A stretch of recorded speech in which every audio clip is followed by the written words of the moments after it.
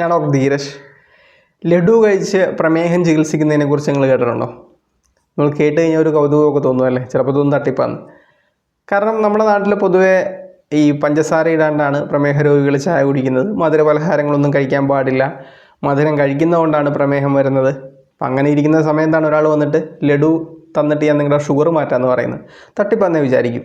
ഞാനിതിപ്പോഴും കൊല്ലൊരു +2 പഠിക്കുന്ന സമയത്ത് കേട്ട കാര്യമാണ്. എൻ്റെ പരിചയത്തിലുള്ളൊരു 3 പേര് ഈ ഒരു ചികിത്സാ രീതിക്ക് പോവുകയും ചെയ്തു. അപ്പോൾ ഈ ചികിത്സാ രീതി പ്രൊപ്പഗൻഡ് ചെയ്യുന്നത് ഒരു മോഡേൺ മെഡിസിൻ ഡോക്ടറാണ്, ഒരു MBBS ഡോക്ടറാണ്.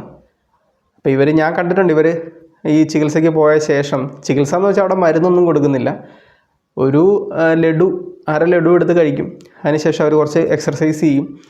ഒരാഴ്ച കഴിഞ്ഞിട്ട് ഇത് ഒരു ലഡു ആക്കും. അപ്പോൾ ആ സമയത്ത് അവർക്ക് നല്ല മാറ്റം ഉണ്ടെന്നൊക്കെയാണ് അവർ പറഞ്ഞിരുന്നത്. നമ്മളത് കൂടുതലായിട്ട് ശ്രദ്ധിക്കുന്നില്ല. ഞാനൊരു +2 പഠിച്ചിരുന്ന സമയമാണ്. അതിനുശേഷം ഞാൻ ഈ ആയുർവേദം പഠിച്ചതിന് ശേഷം ഞാൻ ഈ പറഞ്ഞ ആൾക്കാരോട് ചോദിച്ചു, നിങ്ങൾക്ക് എങ്ങനെയുണ്ടായിരുന്നു ആ ചികിത്സ ചെയ്തിട്ടുണ്ടെന്ന്. ഒരു കൗതുകത്തിൻ്റെ പുറത്ത് ചോദിച്ചതാണ്. കാരണം നേരെ ഓപ്പോസിറ്റ് ആണല്ലോ. ഡയബറ്റിക് ഉള്ളവർക്ക് മധുരം കഴിക്കാൻ പാടില്ല എന്ന് പറയുമ്പോൾ മധുരം കഴിച്ചിട്ട് ചികിത്സിക്കുക എന്ന് പറയുമ്പോഴേ.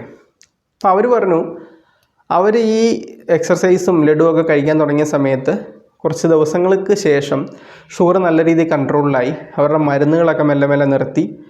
അതുപോലെ തന്നെ കാലിലൊക്കെ തരിപ്പുണ്ടായിരുന്നതൊക്കെ പോയി എന്ന് പറഞ്ഞു.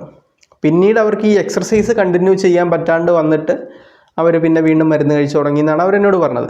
നല്ല ഒരു മാറ്റം ഉണ്ടായിരുന്നു എന്നുള്ളതാണ് അവർ പറയുന്നത്. അപ്പോൾ അത് വീണ്ടും എനിക്ക് സംശയമായി. കാരണം ഇതെങ്ങനെയാണ് സംഭവിക്കുന്നത് നമുക്കറിയണമല്ലോ. ലഡു കഴിച്ച് കഴിഞ്ഞാലാണ് ഷുഗർ കുറയുന്നത്. അങ്ങനെ ഞാനിതിനെക്കുറിച്ച് മനസ്സിലാക്കാൻ ശ്രമിച്ചപ്പോൾ എനിക്ക് കിട്ടിയ കുറച്ച് കാര്യങ്ങളാണ്. ഇത് വെച്ചിട്ട് നിങ്ങൾ ഡയബറ്റിക് ഉള്ള ആൾക്കാർ ലഡു എടുത്ത് കഴിക്കാനോ പായസം കഴിക്കാനോ ചായയിൽ മധുരമിട്ട് കഴിക്കാനോ ഒന്നും ഞാൻ പറയുന്നില്ല. അത് റെക്കമെൻഡബിളും അല്ല. ഇനി ഞാൻ പറയുന്ന കാര്യങ്ങൾ ശ്രദ്ധിച്ച് കേൾക്കുക. നമ്മൾ ആഹാരം കഴിച്ച് കഴിയുമ്പോൾ നമ്മുടെ വയറ്റിൽ ആഹാരം എത്തി അതിനെ ഡൈജസ്റ്റ് ചെയ്ത് ഗ്ലൂക്കോസാക്കി രക്തത്തിലൂടെ ആ ഗ്ലൂക്കോസ് നമ്മളുടെ പാൻക്രിയാസിലെ ബീറ്റാ സെൽസിൻ്റെ അവിടെ എത്തുന്ന സമയത്ത് അതിൽ നിന്ന് ഇൻസുലിൻ, ആനുപാതികമായിട്ടുള്ള ഇൻസുലിനും രക്തത്തിലേക്ക് റിലീസാകും. നമ്മൾ കൂടുതലായിട്ട് ആഹാരം കഴിച്ചാലോ, അപ്പോൾ ഒരു സദ്യക്ക് പോയി കഴിഞ്ഞാൽ 2-3 പ്രാവശ്യം നമ്മൾ ചോറിട്ട് കഴിക്കും, 2 തരം പായസം കഴിക്കും, മധുരക്കറി കഴിക്കും, പഴം കഴിക്കും. അപ്പോൾ ഇത്രയും ആഹാരം ഒരുമിച്ച് വന്നു കഴിയുമ്പോൾ എന്ത് പറ്റുമെന്നറിയാമോ? നമ്മുടെ ഈ ആമാശയത്തിന് താഴെ നമ്മുടെ ഈ ചെറുകുടലിൽ ചില സ്പെസിഫിക് ആയിട്ടുള്ള ചില കോശങ്ങളുണ്ട്. ആ കോശങ്ങളിൽ നിന്നും ഒരു 2 ഹോർമോൺസ്, ഒന്ന് GLP-1 ഗ്ലൂക്കോഗോൺ ലൈക്ക് പെപ്റ്റൈഡ് 1 എന്ന് പറയുന്ന ഒരു ഹോർമോണും പിന്നെ GIP എന്ന് പറയുന്ന ഒരു ഹോർമോൺ, ഇതിനെ ഇൻക്രിയാറ്റിൻസ് എന്നാണ് വിളിക്കുന്നത്. ഈ 2 ഹോർമോൺസും റിലീസായിട്ട് ഇത് നേരെ പോയി പാൻക്രിയാസിനെ സ്റ്റിമുലേറ്റ് ചെയ്ത് ഇൻസുലിൻ്റെ പ്രൊഡക്ഷനും സെക്രീഷനും കൂട്ടും. അതുപോലെ തന്നെ പാൻക്രിയാസിലെ ആൽഫ സെൽസിൽ നിന്ന് വരുന്ന ഒരു ഗ്ലൂക്കഗോൺ എന്ന് പറയുന്ന ഒരു സാധനമുണ്ട്, ഹോർമോൺ. അതിൻ്റെ അളവ് കുറയ്ക്കും. കാരണം ഈ ഗ്ലൂക്കഗോൺ എന്ന് പറയുന്നത് എപ്പോഴും ഈ രക്തത്തിലെ ഷുഗറിൻ്റെ അളവ് കൂട്ടി നിർത്താൻ ശ്രമിക്കുന്നൊരു സാധനമാണ്. അത് നമ്മളുടെ ശരീരത്തിൽ സ്റ്റോർ ചെയ്തിട്ടുള്ള ഗ്ലൈക്കോജനൊക്കെ എടുത്തിട്ട് ഗ്ലൂക്കോസാക്കി മാറ്റാൻ കഴിവുള്ളൊരു സാധനമാണ്. അപ്പോൾ അതിൻ്റെ അളവ് കുറയ്ക്കുകയും ഇൻസുലിൻ്റെ പ്രൊഡക്ഷൻ കൂട്ടുകയും ചെയ്യും. ഞാൻ ഈ പറഞ്ഞ ഇൻക്രിയാറ്റിൻ, GLP-1, GIP. അതുപോലെ തന്നെ ഈ പാൻക്രിയാസിനൊന്ന് സ്റ്റിമുലേറ്റ് ചെയ്യിക്കുന്നുമുണ്ട്. മറ്റൊരു കാര്യം അത് ചെയ്യുന്നത്, നമുക്ക് കുറച്ച് ആഹാരം കഴിച്ച് കഴിയുമ്പോൾ നമുക്ക് മതി എന്നുള്ളൊരു തോന്നലുണ്ടല്ലോ, ആ തോന്നൽ നമ്മളുടെ ബ്രെയിനിൽ നിന്നാണ് വരുന്നത്. സറ്റൈറ്റി എന്ന് പറയും. അപ്പോൾ ആ ഒരു ഫീലിംഗ് നമുക്ക് കിട്ടാനും ഈ ഇൻക്രിയാറ്റിൻസ് ഹെൽപ്പ് ചെയ്യും. ഞാൻ പറഞ്ഞാൽ മനസ്സിലായില്ല? അതുകൊണ്ടാണ് നമ്മൾ കുറച്ച് ആഹാരം കഴിച്ച് കഴിയുമ്പോൾ നമുക്ക് ഇനി മതി എന്ന് തോന്നുന്നത്. ഇങ്ങനെ ഒരു കാര്യം നമ്മുടെ ശരീരത്തിൽ നടക്കുന്നതുകൊണ്ടാണ്. അപ്പോൾ ഇവിടെ നമ്മളൊന്ന് ആലോചിച്ച് നോക്കിയാൽ ഈ ലഡു കഴിക്കുന്ന സമയത്ത് എന്താ സംഭവിക്കുന്നത്? ലഡു എന്ന് പറയുന്നത് നല്ലൊരു ഗ്ലൂക്കോസ് സോഴ്സാണ്. ഇത് നമ്മുടെ വയറ്റിൽ ചെന്ന് ഈ ഇൻക്രിയാറ്റിൻസിനെ സെക്രീറ്റ് ചെയ്യിക്കും. സ്വാഭാവികമായിട്ടും നല്ല രീതിയിൽ കോൺസെൻട്രേറ്റഡ് ആയിട്ടുള്ള ഗ്ലൂക്കോസ് അല്ലേ വരുന്നത്. അപ്പം ഈ ഇൻക്രിയാറ്റിൻസ് സെക്രീറ്റ് ആയിട്ട് അതിൽ പോയി ഇൻസുലിൻ്റെ പ്രൊഡക്ഷൻ കൂട്ടും, സെക്രീഷൻ, ഇൻസുലിൻ കൂടുതൽ രക്തത്തിലേക്ക് എത്തും. ഗ്ലൂക്കഗോൺ എന്ന് പറയുന്ന ആൽഫ സെൽസിൽ നിന്ന് വരുന്ന ഗ്ലൂക്കഗോണിൻ്റെ അളവ് കുറയ്ക്കും. അപ്പോൾ അതുകൊണ്ട് ഈ ഗ്ലൂക്കോനിയോജനിസിസ് എന്ന് പറയുന്ന ആ ഒരു പ്രോസസ്സ് നടക്കില്ല. നമ്മുടെ ഗ്ലൈക്കോജൻ സ്റ്റോർ ചെയ്തിട്ടുള്ള ഗ്ലൂക്കോസിനെയൊന്നും കൺവേർട്ട് ചെയ്യത്തുമില്ല. ഇൻസുലിൻ്റെ പ്രൊഡക്ഷൻ കൂട്ടും. അതിനോടൊപ്പം തന്നെ നമുക്ക് ഈ വിശപ്പെന്ന് പറയുന്ന സറ്റൈറ്റി എന്ന് പറയുന്ന ആ ഒരു ഫീലിങ്ങും കുറയ്ക്കും. അതുപോലെ തന്നെ വേറൊരു കാര്യം ചെയ്യും. അതായത് ഈ ഡയബറ്റിക് പേഷ്യൻസിൽ അവരുടെ പാൻക്രിയാസ് സ്വാഭാവികമായിട്ടും മധുരത്തിൻ്റെ അളവും ആഹാരത്തിൽ റെസ്ട്രിക്ഷൻസ് ഉള്ളതുകൊണ്ട് ഈ പാൻക്രിയാസിലെ ബീറ്റാ സെൽസിന് അപ്റ്റോറ്റോസിസ് എന്ന് പറയും, കോശങ്ങളിങ്ങനെ നിർവീര്യമായി പോകുന്നൊരവസ്ഥയുണ്ട്. അതിനെ ഓവർകം ചെയ്യാൻ പറ്റും. കാരണം എന്തുകൊണ്ടാണെന്ന് വെച്ചാൽ ഈ ലഡു കഴിക്കുന്നതുകൊണ്ട് GLP ഈ പറഞ്ഞ ഇൻക്രിയാറ്റിൻ വന്ന് പാൻക്രിയാസിനെ സ്റ്റിമുലേറ്റ് ചെയ്ത് ഈ സെക്രീഷനും പ്രൊഡക്ഷനും ഒക്കെ ഉണ്ടാകുന്നതുകൊണ്ട് അവിടെ ആ കോശങ്ങൾക്കുണ്ടാകുന്ന ഒരു നശീകരണത്തിനെ ഒരു പരിധിവരെ പ്രിവെൻറ്റ് ചെയ്യുന്നുണ്ട്. മനസ്സിലായില്ലേ? അങ്ങനെ രക്തത്തിലേക്ക് ലഡു കഴിച്ചുകൊണ്ട് ഗ്ലൂക്കോസും എത്തി, അതുപോലെ തന്നെ ഈ ഇൻസുലിനും ആവശ്യത്തിലെത്തി. ഇതിന് ശേഷം ഇവർ എക്സർസൈസ് ചെയ്യുകയാണ് ചെയ്യുന്നത്. എക്സർസൈസ് എന്ന് വെച്ചാൽ ഈ കൈ മസിലുകളെ പ്രവർത്തിപ്പിക്കുന്ന എക്സർസൈസുകളാണ്. അപ്പോൾ സ്വാഭാവികമായിട്ട് എന്ത് പറ്റും, ഈ കഴിച്ച ആ ലഡുവിൽ നിന്ന് കിട്ടിയ ഊർജം അവർ ആ എക്സർസൈസിലൂടെ പ്രവർത്തിച്ച് ഏകദേശം തീരും.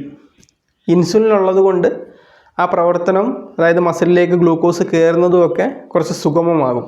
ഇനി ഇൻസുലിൻ ഇല്ലെങ്കിൽ തന്നെ മസിലുകളെ വർക്ക് ചെയ്യിപ്പിക്കുന്നത് കൊണ്ട് അത് GLUT4 എന്നൊക്കെ പറയുന്ന ഒരു ഇൻസുലിൻ ട്രാൻസ്പോർട്ടർ ഉള്ളതുകൊണ്ട് മസിലിനുള്ളിലേക്ക് ഇൻസുലിൻ ഇല്ലാണ്ട് തന്നെ ഈ ഗ്ലൂക്കോസിന് കയറാനും ഒക്കെ പറ്റും. അപ്പോൾ ഇത് എഫക്റ്റീവ് ആകും. പക്ഷേ ഇതൊരു ചികിത്സാ രീതിയായിട്ട് ചെയ്യാൻ പറ്റുമോ എന്ന് ചോദിച്ചു കഴിഞ്ഞാൽ നമുക്ക് പറയാൻ പറ്റില്ല. കാരണം ഇത് ഞാൻ ഈ പറഞ്ഞത് തിയററ്റിക്കലി ഇങ്ങനെയൊക്കെ സംഭവിക്കാം. പക്ഷേ ഇത് നമ്മൾ ആളുകളിൽ ഇത് ഉപയോഗിച്ച് നോക്കുന്ന സമയത്ത് നമുക്ക് ട്രീറ്റ്മെൻറ്റ് പ്രൊസീജിയറായിട്ടൊക്കെ ചെയ്യാൻ പറ്റുമോ എന്ന് ചോദിച്ചാൽ പറയാൻ പറ്റില്ല. ഒരു പക്ഷേ ഈ ഇങ്ങനത്തെ ഒരു എഫക്റ്റ് കണ്ടിട്ടായിരിക്കും ഈ നമ്മൾ ആയുർവേദത്തിൽ മധുമേഹത്തിൽ അല്ലെങ്കിൽ ഈ പ്രമേഹകരമായിട്ട് ഷുഗറിനെ കൺട്രോൾ ചെയ്യാനായിട്ട് ഹണി പറയുന്നുണ്ട്, തേൻ പറയുന്നുണ്ട്.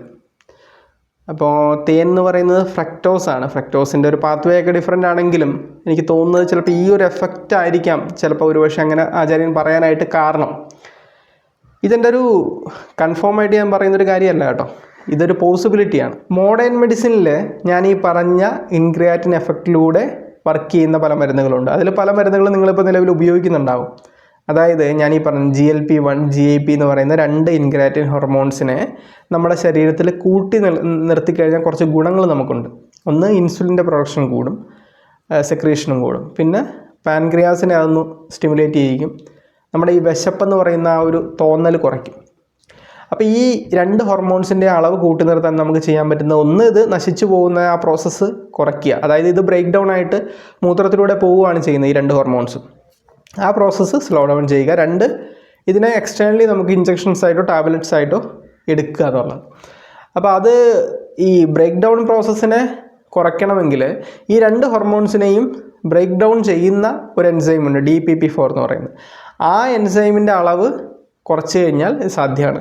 അതിനുവേണ്ടി നമ്മൾ ഉപയോഗിക്കുന്ന ക്ലാസ് ഓഫ് മെഡിസിനാണ് DPP-4 ഇൻഹിബിറ്റേഴ്സ് എന്ന് പറയും. ഈ ഗ്ലിപ്റ്റിൻ എന്ന് പറയുന്ന പേരിൽ അവസാനിക്കുന്ന മരുന്നുകളുണ്ടല്ലോ, സെപ്റ്റാഗ്ലിപ്റ്റിൻ, ലിനാഗ്ലിപ്റ്റിൻ എന്നൊക്കെ പറയുന്ന ഗ്ലിപ്റ്റിനിൽ അവസാനിക്കുന്ന മരുന്നുകളെല്ലാം ആ രീതിയിലാണ് വർക്ക് ചെയ്യുന്നത്. DPP-4 എന്ന് പറയുന്ന ആ എൻസൈമിൻ്റെ അളവ് കുറച്ച് ഇൻക്രിയാറ്റിൻ്റെ അളവ് കൂട്ടി ഇൻസുലിൻ്റെ അളവും പാൻക്രിയാസിനെ സ്റ്റിമുലേറ്റ് ചെയ്യുകയൊക്കെ ചെയ്തിട്ടാണ് അത് വർക്ക് ചെയ്യുന്നത്.